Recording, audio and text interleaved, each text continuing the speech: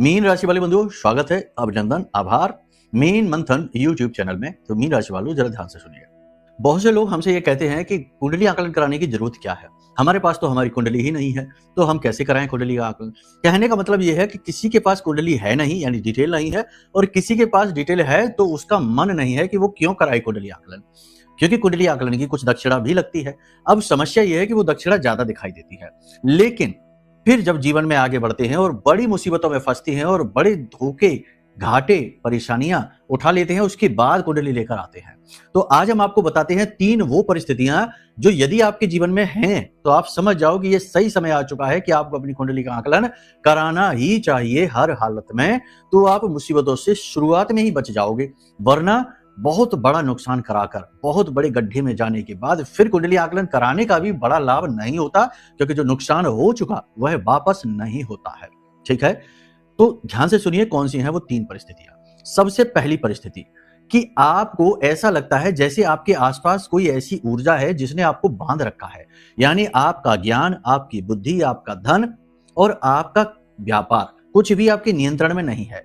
आप अपने ज्ञान का प्रयोग अपने लिए नहीं कर पा रहे हैं, आपकी तेज से तेज बुद्धि, आपका काम सब चौपट होता जा रहा है, मतलब कि आप अपने आप को आगे बढ़ा ही नहीं पा रहे हैं। तो ये स्थिति है कि आपको अपनी कुंडली आकलन कराना है, ताकि पता चले कि अवरोध कारक योग कौन से हैं, क्योंकि कुंडली में कई योग होते हैं जो बाधा कारक योग कहे जाते हैं। उस बाधा को हटाना अनिवार्य है, वरना आगे नहीं बढ़ सकते। दूसरी स्थिति कि कोई भी काम हुआ, जैसे विवाह हो गया या कोई बिजनेस किया या कुछ भी किया, शुरुआत में सब कुछ अच्छा चला, लेकिन कुछ समय के बाद अचानक से परिस्थिति बिगड़ती चली जा रही है और लंबे समय से परिस्थिति सुधर ही नहीं रही है। विवाह में बात है तो पति पत्नी के बीच तो बिगड़ती ही चली जा रही है और वो सुधर नहीं रही है। व्यापार शुरू किया था तब ठीक था, लेकिन अब डूबता चला जा रहा है और बात बन ही नहीं रही है, मतलब कि एकदम से डाउनफॉल आ गया है।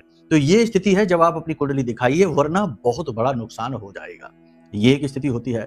तीसरी स्थिति ये है कि अगर जीवन में अचानक से कोई दुर्घटना हो जाती है, अचानक से कोई बड़ा रोग आ जाता है, अचानक से बड़ा लॉस हो जाता है, कोर्ट केस हो जाते हैं, अचानक से कोई ऐसी बात हो जाती है जिससे कि अच्छा खासा चल रहा जीवन तहस नहस होने लगता है।